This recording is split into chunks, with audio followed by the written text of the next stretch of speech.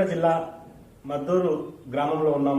మనం మద్దూరు గ్రామ పంచాయతీ సర్పంచి కంటారెడ్డి జనార్దన్ రెడ్డి గారు ఇప్పుడు మనతో ఉన్నారు. మరి కంటారెడ్డి జనార్దన్ రెడ్డి గారు ఎన్నో సంవత్సరాలుగా ఉపాధ్యాయ వృత్తిలో కొనసాగుతూ తదనంతరం ఉద్యోగ విరమణ అనంతరం ఈ సర్పంచ్ గా కాంటెస్ట్ చేయడం జరిగింది. అదేవిధంగా మరి ఎలక్షన్ లో గెలుపొందడం జరిగింది. మరి ఎలక్షన్ లో గెలుపొందిన తర్వాత ఈ గ్రామానికి మొట్టమొదటి సర్పంచ్ గా అంటే తను మాత్రం ఈ గ్రామానికి నూతన సర్పంచ్ గా గ్రామానికి ఏ విధంగా సేవలు అందిస్తున్నారు, మరి గ్రామంలో అభివృద్ధి పనులు ఏ విధంగా కొనసాగుతున్నాయి అనేది తన మాటల్లోనే అడిగి తెలుసుకుందాం మనం. సార్ నమస్కారం.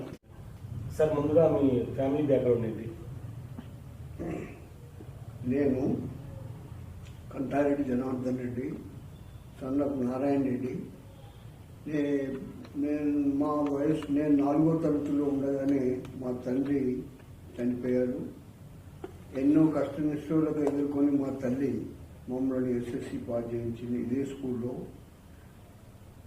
స్కూల్లో ఎస్ఎస్సి పాస్ అయిన తర్వాత నా డేట్ ఆఫ్ బర్త్ 11/7/1936. నేను అపాయింట్ అయింది 27 ఆగస్ట్ 1956. తర్వాత అపాయింట్ అయింది నేను నర్సంపేటలో ఫస్ట్ అపాయింట్మెంట్ నర్సంపేట. దాని తర్వాత కొంతకాలానికి ఇక్కడికి వచ్చి జాలిపల్లిలో పనిచేశాను. అక్కడ నుండి మద్దూరు హై స్కూల్కి వచ్చి మద్దూరు హై స్కూల్లో 38 సంవత్సరాలు సుదీర్ఘ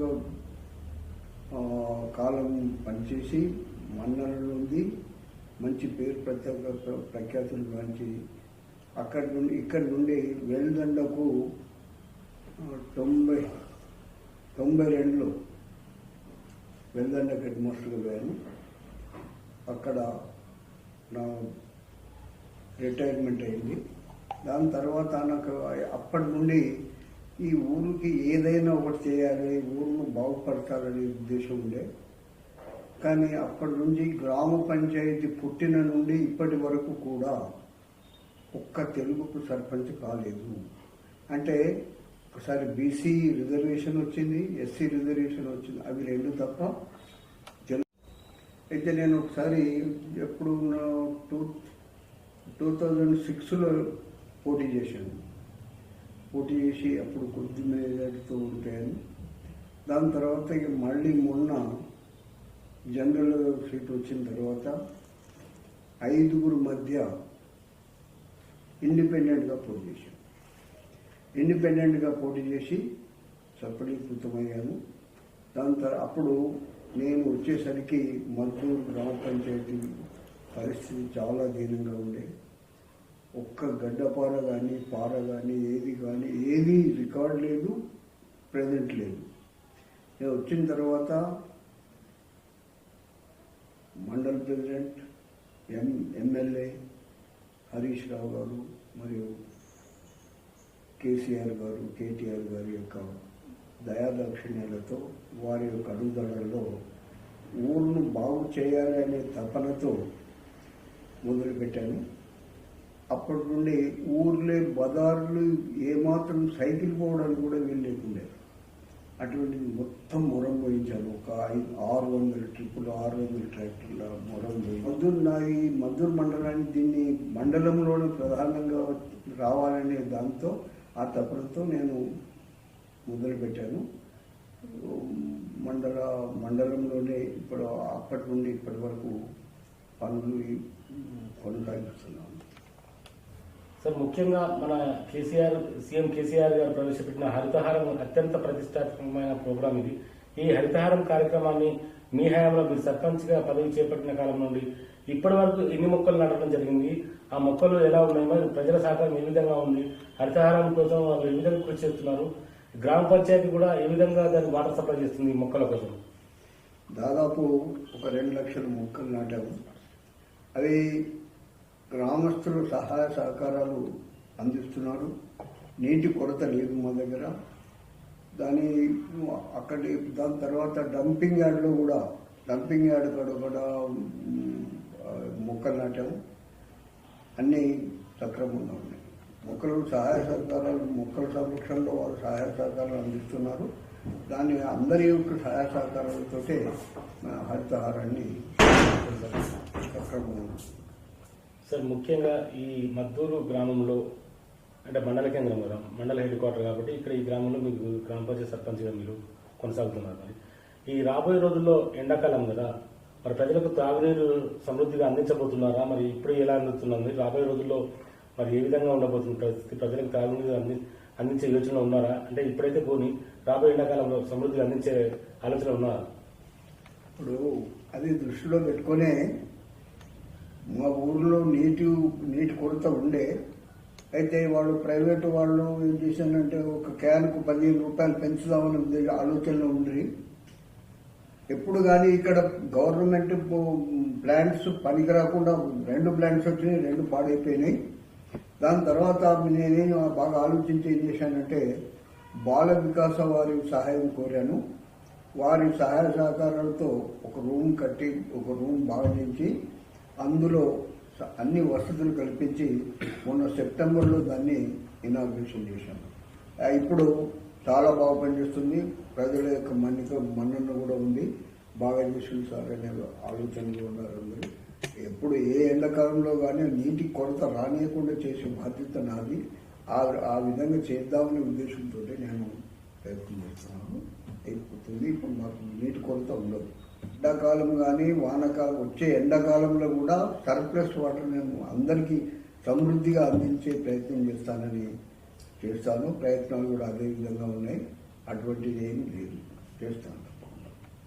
మిషన్ భగీరథ బాగానే ఉంది. కానీ అది ఏంటంటే ప్రతి మాటికి ఒక దగ్గర వస్తుతే ఒక దగ్గర పోతున్నాయి, ఒక దగ్గర వస్తుతే ఒక దగ్గర పోతున్నాయి.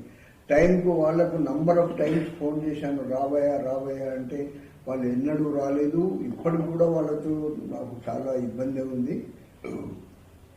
గవర్నమెంట్ హై స్కూల్కి లేదు water supply, mission Bhagiratha. Junior కాలేజ్కు లేదు, తర్వాత కస్తూర్బాకు లేదు. అసలు పాఠశాలలకు వాటర్ సప్లై లేదు. మిగతా ఊళ్ళే నేను ప్రయత్నం చేస్తున్నాను. అది నాతో కాని పని. ఎందుకంటే పైప్ లైన్ కూడా లేదు. పైప్ లైన్ ఇస్తే నేను నీళ్ళు అందించేవాడిని. దాదాపు 1000 సార్లు ఫోన్ చేశాను నేను మిషన్ భగీరథకు. వాళ్లకు ఎన్ని మాటలు ఫోన్ చేసినా, సిఇఓ గారికి చెప్పాను. సిఇఓ గారు కూడా సరే అన్నాడు. ఎవరికి ఫోన్ చేసినా ఎవ్వరు దాన్ని స్పందించడం లేదు. ఆ పరిస్థితి మాత్రం చాలా దీనంగా ఉంది. కాబట్టి ఆ పరిస్థితిని ప్రభుత్వం ఆలోచించి వాటికి వాటర్ సప్లై చేకూర్చాలని వారితో మనం చేస్తాం. మా దగ్గర బోర్లు దాదాపు 1, 2, 3, 5 బోర్లు ఉన్నాయి. వాటి సహాయంతో నీటి కొరత లేకుండా ప్రయత్నం అందిస్తున్నాను. ఇక ముందు కూడా ఎండాకాలంలో కూడా ఎటువంటి కొరత రానియకుండా అందించే బాధ్యత నాది. మరి కూడా ఆ విధంగా ఏ కొరత రాదు. సర్ప్లస్ వాటర్ ఉంది, బోర్స్ ఉన్నాయి. వాళ్ళ మిషన్ భగీరథ రాకుండా బోర్ల ద్వారా అందిస్తాను. సార్ మీ గ్రామంలో స్కూల్ ఉంటుంది, దాదాపు చిన్న స్కూల్ కూడా ఉంటుంది. ఎన్ని ప్రభుత్వ పాఠశాలలు ఉన్నాయి, ఎన్ని ప్రైవేట్ పాఠశాలలు ఉన్నాయి? మరి ప్రైవేట్ పాఠశాలల వైపు పిల్లలు మొగ్గు చూపకుండా మీరు ఒక సర్పంచ్గా, ఒక ఎక్స్ ఉపాధ్యాయ టీచర్గా మీరు ఎలాంటి చర్యలు చేపట్టడం జరిగింది? మరి ప్రభుత్వ పాఠశాల ఏ విధంగా ఉంది? ప్రభుత్వ టీచర్లు సమయపాలన పాటిస్తున్నారా? ఎలా ఉంది పరిస్థితి? మరి పాఠశాల పనితీరు? స్వయాన ఒక ఉపాధ్యాయుని కొడుకును. మా నాన్నగారు కాలం నుండి కూడా ఇక్కడ హై స్కూల్, మిడిల్ స్కూల్ ఉంది. మా నాన్నగారు ఇక్కడ స్టూడెంటే. అయితే మా నాన్నగారు, తర్వాత మన పివి నరసింహరావు గారు, పెద్ద నాయకులు అందరూ ఇక్కడ స్టూడెంట్లే. ప్రతి చుట్టుముట్టు ఉన్న జిల్లాలో ఉన్న అందరూ కూడా ఇక్కడ చదువుకొని ఉద్యోగాలు పొందిన వారే. కాబట్టి కానీ ఆ పాఠశాల ఇక్కడ సరి అయిన లీడర్ లేకపోవడం వలన, వాళ్ళ యొక్క ప్రోత్సాహం లేకపోవడం వలన ఆ పాఠశాల చాలా దీనావస్థలో ఉంది. ఇచ్చట ప్రైమరీ స్కూల్ ఉంది, హై స్కూల్ ఉంది, జూనియర్ కాలేజ్ ఉంది. తర్వాత ఇంకోటి మన అది కస్తూర్బా స్కూల్ పాఠశాల ఉంది. ఇంకోటి అది మోడల్ స్కూల్ ఉంది. ఎన్ని పాఠశాలలు ఉన్నా అయితే హై స్కూల్లో స్ట్రెంత్ తగ్గడానికి, ప్రైమరీ స్కూల్ స్ట్రెంత్ పూర్తిగా తగ్గింది వచ్చేసరికి నేను చర్యలు తీసుకొని వాళ్ళకి మధ్యాహ్న భోజనాలు తర్వాత టిఫిన్స్ అరేంజ్ చేసి అన్ని విధాలుగా చేసి కొంచెం స్ట్రెంత్ పెంచేశాను. ఈలోగా కరోనా వచ్చి అంతా అస్తవ్యస్తం అయిపోయింది. నేను ప్రైవేట్ స్కూల్లో పోకుండా అందరితో పిల్లలతో తల్లిదండ్రులతో మమేకమై వాడికి నచ్చజెప్పి ఈ యొక్క స్ట్రెంత్ను బాగుపరిచాను. మా పాఠశాల పివి నరసింహరావు అటువంటి మహనీయులు తగిన పాఠశాల. ఈరోజు పాఠశాల దీనావస్థ చున్నం వేసేవాళ్ళు కూడా ఎవరు కరువైపోయినారు.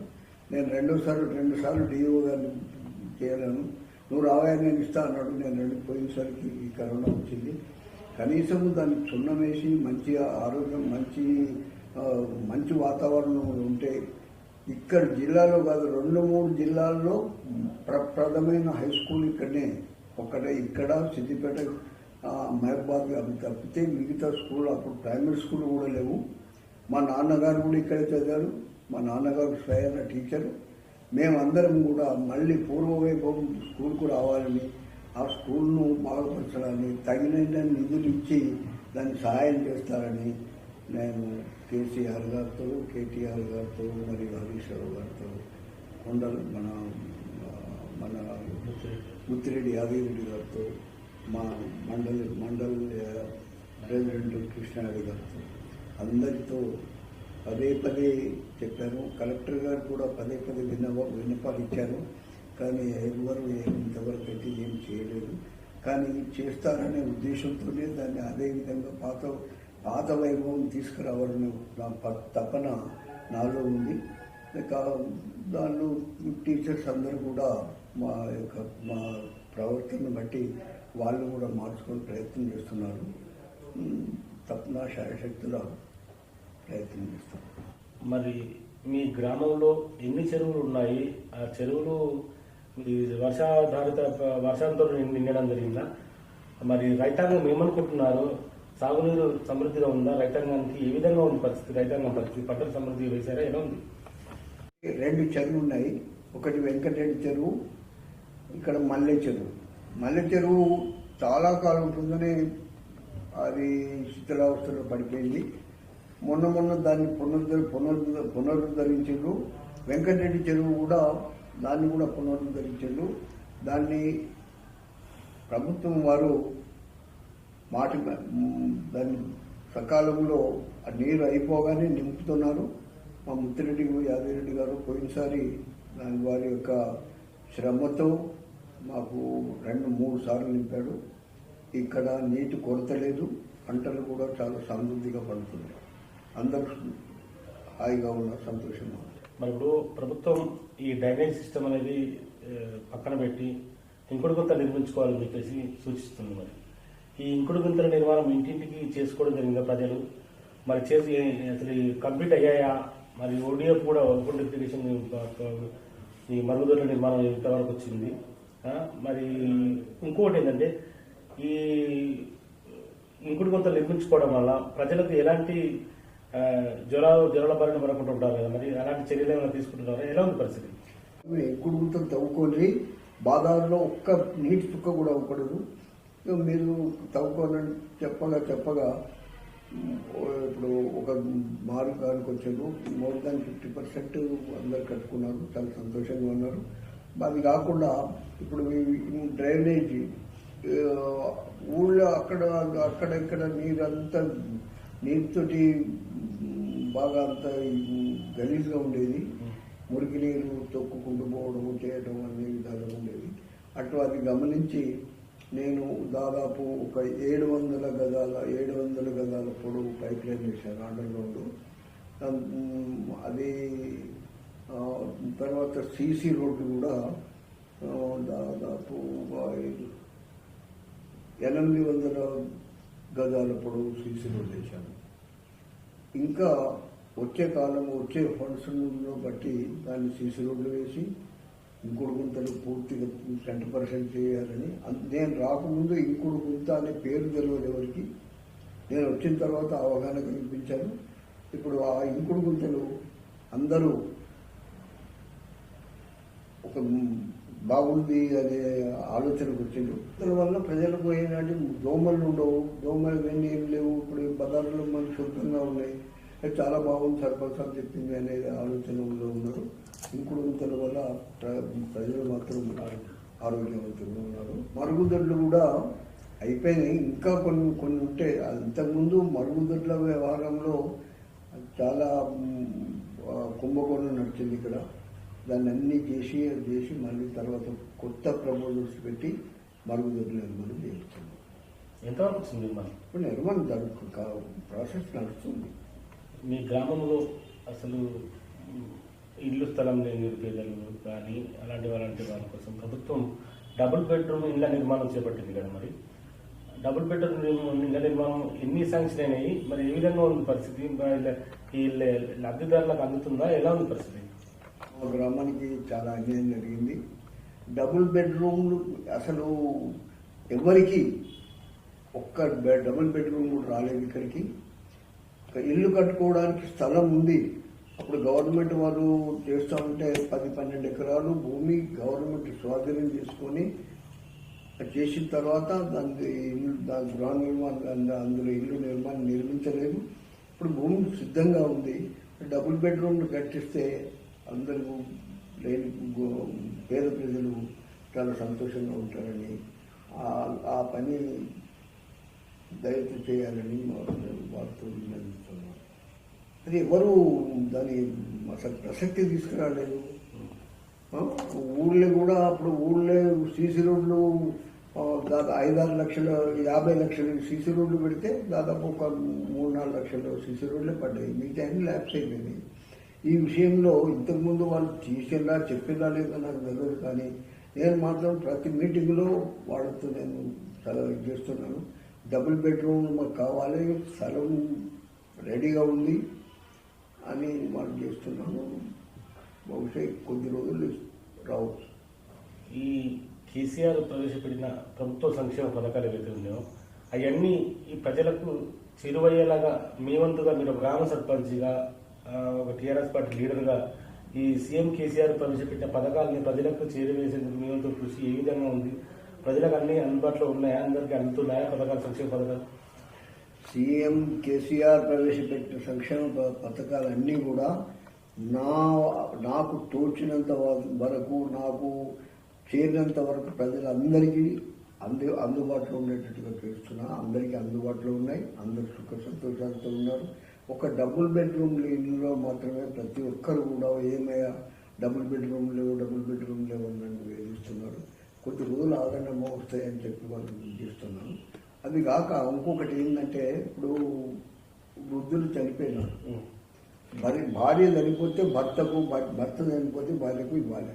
అటువంటిది ఇప్పుడు దాదాపు 2.5 సంవత్సరాలు నేను సర్పంచ్ అయ్యి ఇప్పుడు కొద్ది రోజులు 2 సంవత్సరాలు అవుతుంది. వాళ్ళు చనిపోయిన వాళ్ళకు ఇప్పటి వరకు కూడా వాళ్ళకు మళ్ళీ పెన్షన్ లేదు. వాళ్ళ పెన్షన్ అందరూ నన్ను వేధిస్తున్నారు. ఏం సార్ మీరు వచ్చి ఏదో చేస్తారు అనుకుంటే మీకు ఏం ఇస్తున్నారంటే, అమ్మ అది నా చేతిలో పని లేదు, నేను ప్రతి మీటింగ్లో అంటున్నాను, ప్రతి మీటింగ్లో వాళ్ళతో వాదిస్తున్నాను, వాళ్ళు పైనుంచి వస్తలేరు అంటున్నారు. ఈ పెన్షన్ విషయంలో మాత్రం అవకతవకలు జరుగుతున్నాయి. వాటిని సరిదిద్దాలని వారితో మనం చేస్తున్నాం. కళ్యాణ లక్ష్మి, షాదీ ముబారక్ చెక్కులు నేను దాదాపు ఒక 50 వరకు ఇచ్చాను నా హయాంలో. కానీ వాళ్ళు ఏంటంటే పెళ్ళి అయిన 2-3 సంవత్సరాలకు వస్తున్నాయి. వాళ్ళు వాళ్ళు సార్ ఇంత వస్తాయా, పెద్ద వ్యవస్థ కదా, బీసీలు అంటే ఫండ్స్ లేకుంటా, బీసీలకు కోటా లేకుంటా వాళ్ళు సంధాయిస్తున్నారు. కానీ ప్రభుత్వము చొరవ తీసుకొని సకాలంలో అవి అందేటట్టు చూసి ఈ పెన్షన్ వ్యవస్థను కొంచెం సరిగ్గా చేస్తే మెరుగుపరిస్తే బాగుండేదని ఆలోచిస్తున్నాను. మరి గతంలో ఈ మండల కేంద్రంలో అయిన గ్రామంలో ఎక్కడ కూడా సీసీ రోడ్లు దర్శించేది కావు. ఇప్పుడు మీరు వచ్చిన తర్వాత సీసీ రోడ్ల పని ప్రారంభమైనట్టు అనిపిస్తున్నది. మరి సీసీ రోడ్లు ఎంతవరకు మొదలుపెట్టారు? రాబోయే రోజుల్లో గ్రామంలోని అన్ని వీధులలో సీసీ రోడ్లు ఏర్పాటు చేసే పరిస్థితి ఉందా? ఎలా ఉంది మరి పరిస్థితి? ఏమనుకుంటున్నారు? పరిస్థితి చాలా ఊర్లో సీసీ రోడ్లు ఇంతవరకు ఏం లేవు. అవును. మొన్న నాకు వచ్చిన ఒక 5 lakhs వచ్చిన శాంక్షన్ నుంచి 5 lakhs దాంతో గ్రామ పంచాయతీతో 5 lakhs పెట్టి అన్ని చేశాము. ఈ సీసీ రోడ్ల విషయంలో అధికారులకు పోయి వాళ్ళతో మనవి చేసి వాళ్ళు శాంక్షన్ చేయించుకుందామని తపనలో ఉన్నాం. నా హయాంలో నేను దిగిపోయే వరకు సరికి గ్రామంలో ప్రతి చోట సీసీ రోడ్డు ఉండాలనే నా ఆశ. పనికి ఆహారం పథకం అది కంప్లీట్ జీరో అయిపోయింది వచ్చేసరికి. అది మళ్ళీ దాన్ని చేసి ఇప్పటికీ మళ్ళీ మండలంలో టాప్లో తీసుకొచ్చాను. ఇప్పుడు అది నెక్స్ట్ ఇయర్ ఫండ్స్ కూడా బాగా వస్తాయి వాటితోటి. అది కాకుండా వీళ్ళతో నాయకులతో చేసి స్పెషల్ ఫండ్ తీసుకొచ్చి దాన్ని చేయాలని ప్రయత్నం చేస్తాను. సాధిస్తాం. మీరు సర్పంచ్గా బాధ్యతలు చేపట్టిన నుండి ఇప్పటి వరకు గ్రామాన్ని ఏ విధంగా అభివృద్ధి చేశారు? ఎలా ఉంది మరి పరిస్థితి గ్రామంలో? ప్రజలు ఏమనుకుంటున్నారు మీ గురించి? ప్రజలు ఏమనుకుంటున్నారో నాకంతా అంటే వింటున్నాం, బాగున్నది చుట్టుముట్టించి కూడా అందరూ సార్ మీ వయసు ఇంత 85 సంవత్సరాల వయసులో మీరు చేస్తున్నారు, అసలు మీ గ్రామం చాలా అదృష్టవంతులు, మీరు చేసినట్టు ఎక్కడ ఎవరు చేస్తలేరనే ప్రశంసలు వస్తున్నాయి. నా ముందట అది తెలియదు. కానీ మొత్తం మీద నేను విశ్రాంతి లేకుండా ఉదయం 6 గంటల నుండి సాయంత్రం వరకు విశ్రాంతి లేకుండా నా సొంత పనులు వదులుకొని గ్రామాభివృద్ధికి ప్రయత్నం చేస్తున్నాను. దాన్ని ఒక మంచి ఉత్తమ గ్రామ పంచాయతీగా మార్చాలన్న నా తపన. వీరందరి సహాయ సహకారాల నుండి వీళ్ళ యొక్క సహకారం ఉంటే తప్పకుండా దాన్ని ఉత్తమ గ్రామ పంచాయతీగా చేస్తాను, తప్పకుండా ఇస్తాను. ఇప్పుడు ఈ మన హరితహారంలో ఒక గార్డెన్ పెట్టారన్నారు. అన్ని చోట్ల ఇప్పుడు నేను ఏం చేశానంటే దాదాపు 2 ఎకరాల స్థలం తీసుకుని దాన్ని మంచిగా దానిగా ప్లాట్గా తయారు చేస్తున్నాను. అది ఇప్పుడు నడుస్తుంది పని. కొద్ది రోజుల్లో అది మా మండలంలోనే నంబర్ ఎక్కువ ఉండాలని నా యొక్క తపన. అందరి సహాయ సహకారం ఉంటే తప్పకుండా ఆ విధంగా పనిచేస్తాను. డంపింగ్ యార్డు ఎక్కడ అసలు స్థలమే దొరకలేదు. ఆ స్థలం బహు కష్టంగా తీసుకుని దానికి చుట్టూ చెట్లు, మన బాతులు అన్ని పూర్తిగా చేశాను. అది కంప్లీట్గా ఉంది. నేను కూడా దాన్ని ఇక ముందు దాన్ని మంచి మార్గంలో నడిపించేటట్టు ఏర్పాటు చేస్తాను. సార్, ఇది అండర్ గ్రౌండ్ డ్రైనేజ్ అనేది ఈ మండలంలోనే ఫస్ట్ ఒక చిన్న గ్రామంలో ప్రారంభించడం జరిగింది. అది చిన్న కొన్ని మీటర్ల మార్కెట్ చేయడం జరిగింది. ఇక్కడ ఈ మండల హెడ్ క్వార్టర్లో ఫస్ట్ టైం ప్రప్రథమంగా మీ హయాంలో మీరు సర్పంచ్ ఎన్నికైన నుండి ఇప్పుడు చేపడుతున్నారు కదా, అదే ఈ అండర్ గ్రౌండ్ డ్రైనేజ్ని చుట్టుపక్కల గ్రామాల సర్పంచులు కూడా వచ్చి అడిగి ఎలా ఉంది, పనులు ఎలా వస్తున్నాయని తెలుసుకోవడం కూడా జరుగుతుంది. మరి దాని మీద మీరు ఏ విధంగా ఫీల్ అవుతున్నారు? ఎలా ఉంది పరిస్థితి? నేను ఈ అండర్ గ్రౌండ్ అనేది ఇంతకు ముందు మా మండలంలో ఒక గ్రామంలో ఒక వార్డు మొదలు పెట్టారు. దాని తర్వాత ఏంటంటే కంప్లీట్గా ఊళ్ళే మొత్తం అండర్ గ్రౌండ్ చేసి పారేసి దాని తర్వాత వచ్చిన నిధులతో సీసీ రోడ్లు వేద్దామనే ఉద్దేశంతో చేశాను. చుట్టుపక్కల ప్రజలు కూడా వచ్చి చూసి బాగుంది సార్ అని, బాగుంది అనేది మేము కూడా చేయిస్తామని కొందరు ప్రయత్నం చేస్తున్నారు. అదేవిధంగా మా బాల వికాస అనేది మా మండలంలో ఇంతకు ముందు జాలపల్లిలో స్టార్ట్ అయింది. నేను జాలపల్లిలో స్టార్ట్ అయిన తర్వాత, నేను సర్పంచ్ అయిన తర్వాత దాన్ని పూర్తిగా తీసుకొని వాళ్ళని పిలిపించి చాలా అవస్థపడి మెంబర్షిప్ చేయించి బిల్డింగ్ కట్టించి గ్రామ పంచాయతీ గురించి బిల్డింగ్ కట్టించి అది చేసి దాన్ని ఇప్పుడు మంచి ప్లాంట్గా తయారు చేశాను. అందరూ కూడా వచ్చి చాలా బాగుందని వాళ్ళ మాది చూసి తర్వాత ఒక 5-6 గ్రామాలు గదిలో పేబర్తి, కొల్లంపట్ల ఇటువంటి కొంతమంది పెట్టుకున్నాను మా తర్వాత. ఈ మండలంలోనే ఇక్కడ ప్రప్రథమంగా అండర్ గ్రౌండ్ డ్రైనేజీ ప్రారంభించారు కదా, మరి ఈ చుట్టుపక్కల గ్రామాల సర్పంచులకు ఒక ఆదర్శవంతంగా ఉన్నది ఈ మద్దూరు గ్రామం. ఈ మద్దూరు గ్రామానికి ఆ చుట్టుపక్కల గ్రామాల సర్పంచ్ వచ్చి సలహా సూచనలు తీసుకుంటున్నారు కదా మీ దగ్గర, మీరు ఏ విధంగా ఫీల్ అవుతున్నారు? నేను చాలా గర్వంగా ఫీల్ అవుతున్నాను. ఇంతకుముందు చుట్టుముట్టు ఉన్న సర్పంచులందరూ దాదాపు నా శిష్యులే. దాదాపు ఏ ఊరి పోయినా శిష్యులు ఉన్నారు. మా ఊర్లో అయితే మొత్తం శిష్యులే. నేను ఎక్కడ పోయినా నాకు మంచి కోఆపరేషన్ ఉంది. మంచి సార్ మీరు వచ్చిన తర్వాత మాకేమి మీరు మంచిగా బ్రహ్మాండంగా చేస్తారు సార్. మీరు ఉన్నారు కాబట్టి మన గ్రామంలో మేము అదృష్టంతో సార్. ఇంతకుముందు ఒక 10 ముందు ఇంతకుముందు మీరు మొదలు పొడి చేసినప్పుడే మీరు వచ్చినటువంటి గ్రామం ఎప్పుడూ బాగుంటుంది అనే మాట చెప్తున్నాను. నేను భగవంతుని ప్రార్థిస్తున్నాను, గ్రామ సేవకై కేటకై నాకు ఆయుర్వేదకు ప్రసాదించాలని, ఈ సేవ ఇంకా కొనసాగించే అవకాశం ఉండాలని నేను భగవంతుని ప్రార్థిస్తున్నాను.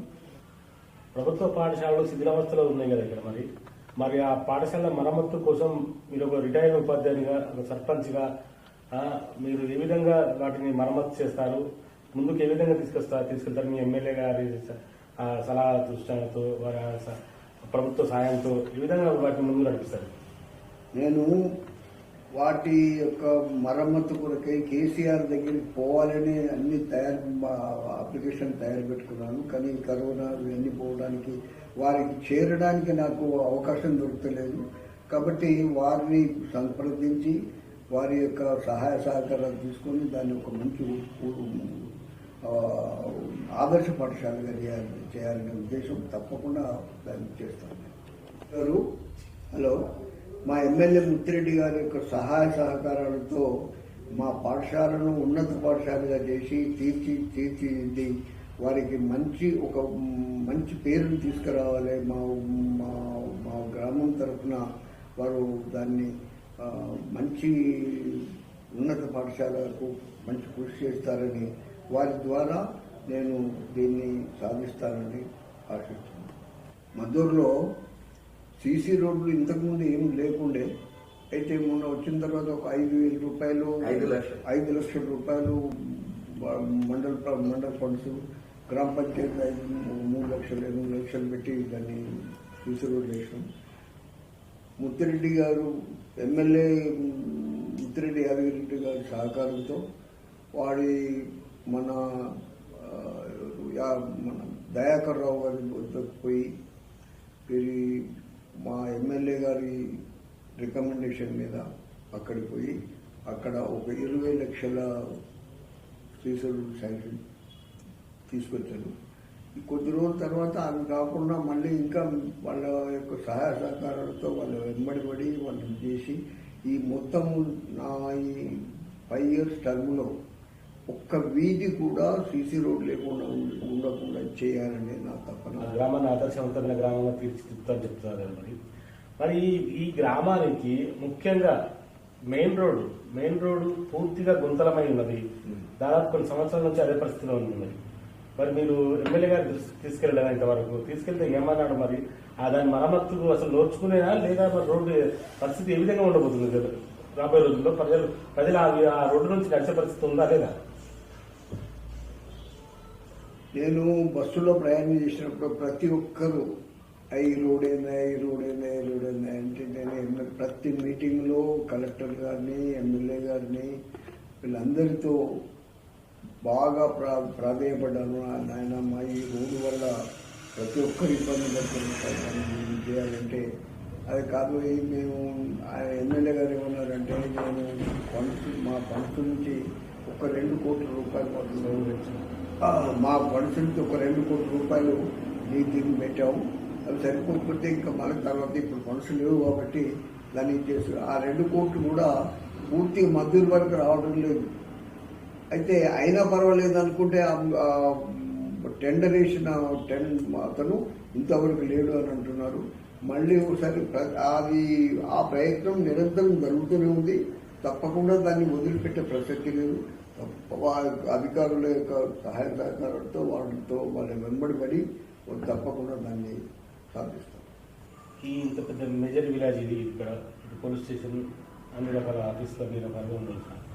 ఇక్కడ దొంగతనాలను నివారించడానికి, కొత్త వ్యక్తులు సంచరిస్తే వారిని గుర్తించడానికి పోలీసు వారి సహకారంతో, మీ సహకారంతో, మీ గ్రామస్తుల సహకారంతో ఇక్కడ సీసీ కెమెరాలు ఏమైనా ఏర్పాటు చేయడం జరిగిందా? ఈ పోలీస్ శాఖ ఉన్నతాధికారులు వచ్చి దాన్ని ఎలా ఉంది, వారు ఏమనుకుంటున్నారు? అంటే ఇక్కడ మా తమ్ముని కుమారుడు అమెరికాలో ఉంటాడు. వాడు వచ్చినప్పుడు నేను అన్న ఏమిరా మన ఊర్లో ఇట్లా ఉన్నది అని అంటే, నాన్న మీకు ఊరికి ఎన్ని కెమెరాలు కావాలంటే ఆయన ఫిల్ చేసుకుని డబ్బులు ఇస్తా ఉన్నాడు. అయితే 3 లక్షల రూపాయలతో 23 సీసీ కెమెరాలు పెట్టాం. అవి ఇప్పుడు నడుస్తున్నాయి. ఎక్కడ ఏమి జరిగినా తప్పకుండా దానివల్ల బయటపడుతుంది. దానివల్ల సిఐ చేరాల వారు కూడా వచ్చి చాలా బాగుపడ్డాడు. మీరు ఎంతమంది పోలీసులు ఉన్నట్టు చేసిన ఒక సీసీ కెమెరా సమానం ఒక 10 మంది పోలీసులు ఉన్నట్టు మీరు ఎంతమంది మంచి పని చేసిన సార్, మాకు సహకారం చేశారని వారు కూడా చెప్తున్నారు. దాన్ని ఆ విధంగా పోలీసు. మరి ఇప్పుడు మీరు సర్పంచ్ కొనసాగుతున్నారు కదా, ఈ 5 ఏళ్ల పీరియడ్ తర్వాత నెక్స్ట్ అంటే ఎన్నికల్లో పాల్గొంటారా? ఒకవేళ పాల్గొన్నా లేకున్నా కానీ ప్రజాసేవ లక్ష్యంగా ముందుకెళ్తారా? ప్రజాసేవ చేయాలని చెప్పేసి ఉద్దేశంతో ముందుంటారా, లేకపోతే ఇంటికే పని మీద వెళ్తారా? నేను దీని తర్వాత భగవంతుడు ఆరోగ్యం సహకరిస్తే ఇక ముందు వచ్చే లీడర్లకు మంచి సలహాలు ఇచ్చి వాళ్ళని ముందుకు పోయేటట్లు చేస్తాను. నాకు సరే దీని వరకు నా ఆరోగ్య పరిస్థితులను బట్టి ఇప్పుడు నేనేం చెప్పలేను. కానీ ఎప్పుడు కూడా గ్రామాభివృద్ధి కొరకు మాత్రం తప్పకుండా నా ప్రయత్నం ఉంటుంది. దీన్ని ఒక ఉత్తమ గ్రామ పంచాయతీని చూడాలనే నా యొక్క ఆశ. దాన్ని తప్పకుండా నేను ఉన్నంత వరకు, నా ప్రాణం ఉన్నంత వరకు కూడా దాన్ని వెంబడి ప్రయత్నం చేస్తున్నాను. మీరు ఒక రిటైర్డ్ ఉపాధ్యాయులుగా మరియు ఒక లీడర్గా సర్పంచ్గా కొనసాగుతున్నారు కదా, మరి ఇప్పుడు నేటి యువతకు మీరు ఇచ్చే సూచనలు ఏంటి? వాళ్ళని రాజకీయాలకు ఆహ్వానిస్తున్నారా? మరి వాళ్ళు ఉద్యోగాలు తదితర వ్యాపారాలు కానీ చేసుకొని వాళ్ళ జీవితాన్ని కొనసాగించమంటున్నారా? మీరు వారికి ఏం అంటే వీళ్ళు ముఖ్యంగా ఏంటంటే వీళ్ళు చెడు మార్గంలో పయనించకుండా వారికి మీరు ఇచ్చే సలహాలు సూచనలు ఏంటి?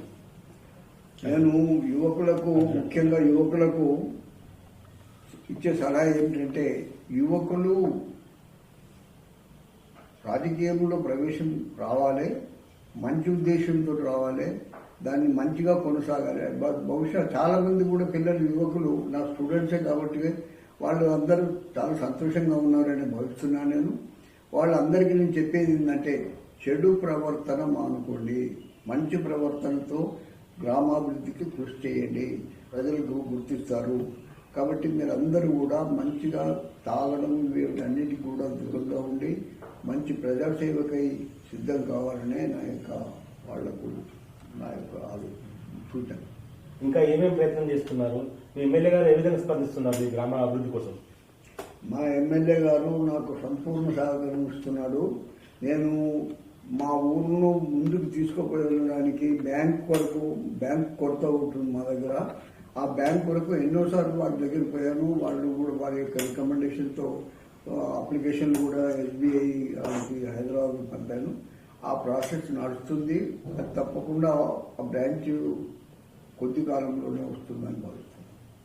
అదేవిధంగా ఇప్పుడు మా చిన్నబడి కూడా ముందు Urdu medium, Telugu medium, Urdu medium ఆడపిల్లలకు కూడా ఉండేవి స్కూల్.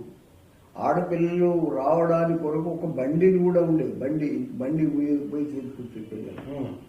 అయితే రాను అది అవి ఉర్దూ మీడియం పోయింది, ఇది పోయింది, అంతా చాలా దగ్గరకు వచ్చి పూర్తిగా ఒక 10-15 మంది విద్యార్థులు మాత్రమే వచ్చేది. నేను సర్పంచ్ అయినా దాన్ని వెంబడి చేసి 100 వరకు తీసుకురాగలిగాను.